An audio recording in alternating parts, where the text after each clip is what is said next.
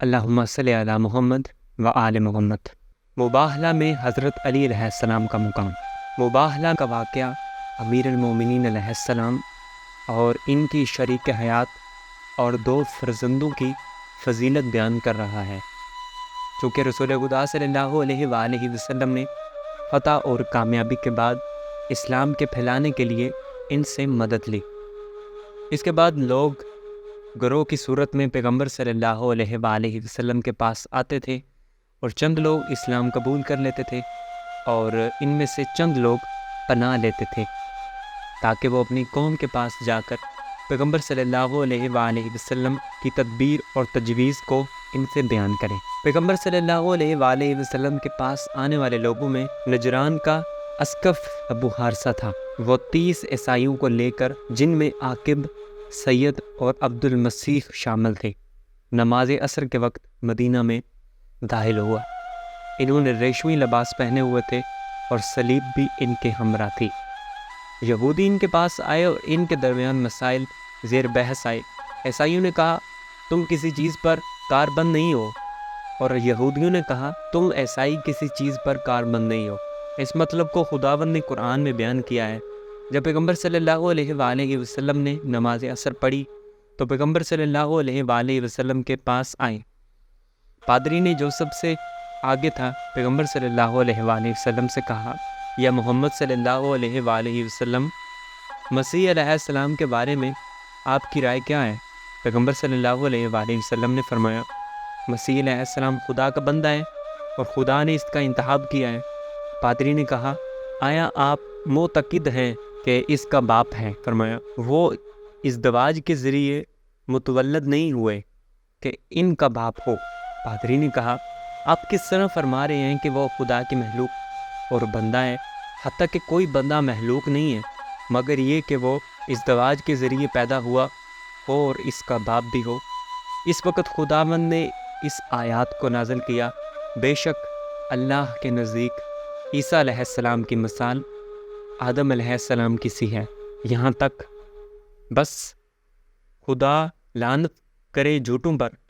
اور پیغمبر صلی اللہ علیہ وآلہ وسلم نے یہ آیات پڑھ کر سنائی اور انہیں مباہلہ کی دعوت دی، اور فرمایا، خدا نے مجھے اطلاع دی ہے کہ مباہلہ کے بعد اہل باطل پر عذاب نازل ہوگا اور حق باطل سے جدا ہوگا۔ پادری اور اس کے ساتھی جمع ہوئے اور تبادلہ خیالات کیا۔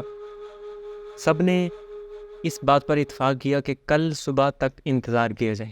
جب اپنے مقام پر پہنچے تو ابو حارثہ نے کہا، دیکھو، اگر کل محمد صلی اللہ علیہ وآلہ وسلم اپنے بچوں اور خاندان کے ساتھ آئیں تو مباہلہ نہ کرنا، اور اگر اپنے اصحاب کے ساتھ آئیں تو بغیر کسی خوف کے مباہلہ کرنا۔ عاقب نے کہا، اے عیسائیوں کے گروہ، خدا کی قسم تم اچھی طرح جانتے ہو کہ محمد صلی اللہ علیہ وآلہ وسلم خدا کا بھیجا ہوا پیغمبر ہے، اور اس نے تمہارے پیغمبروں کے بارے میں آخری گفتگو کی ہے۔ خدا کی قسم، آج تک کوئی ایسا نہیں ہے جس نے نبیوں کے ساتھ مباہلہ کیا ہو اور ان کے بزرگ اور بڑے باقی اور بچے سالم رہے ہوں۔ اگر تم نے مباہلہ کیا تو قطعاً ہلاک ہو جاؤ گے۔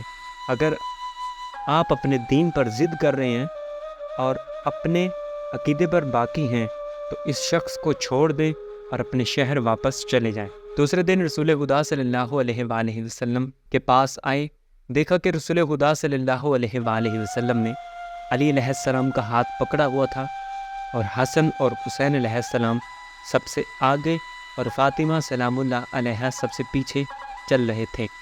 پادری نے ان کے بارے میں پوچھا، کہا گیا، یہ ان کے چچا کے بیٹے، ان کے داماد اور ان کے بیٹوں کے باپ علی بن ابی طالب علیہ السلام ہیں، کہ ان کے نزدیک سب سے زیادہ محبوب ہیں، اور یہ خاتون ان کی بیٹی ہے جو ان کے نزدیک لوگوں میں سب سے زیادہ عزیز ہے اور سب سے زیادہ ان کے دل میں مقام رکھتی ہے۔ پادری نے عاقب، سید اور عبد المسیح کی طرف دیکھا اور ان سے کہا، دیکھیے، وہ اپنے خاندان اور فرزندوں کو ساتھ لائے ہیں تاکہ ان کے وسیلہ سے مباہلہ کریں، اور وہ اپنے حق پر مطمئن ہیں۔ خدا کی قسم، وہ اس خوف سے ان کو ساتھ نہیں لائے کہ حجت ان کے خلاف میں تمام ہوگی، اس لیے ان کے ساتھ مباہلہ کرنے سے پرہیز کریں۔ خدا کی قسم، اگر مجھے کیسر کی منزلت اور مقام کی حرص نہ ہوتی تو میں اسلام لے آتا۔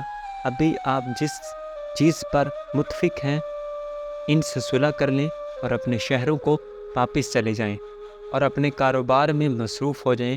اے عیسائیوں کے گروہ، میں ایسے نورانی چہرے دیکھ رہا ہوں کہ اگر خدا چاہے تو ان کی خاطر پہاڑوں کو اپنی جگہ سے حرکت دے سکتا ہے۔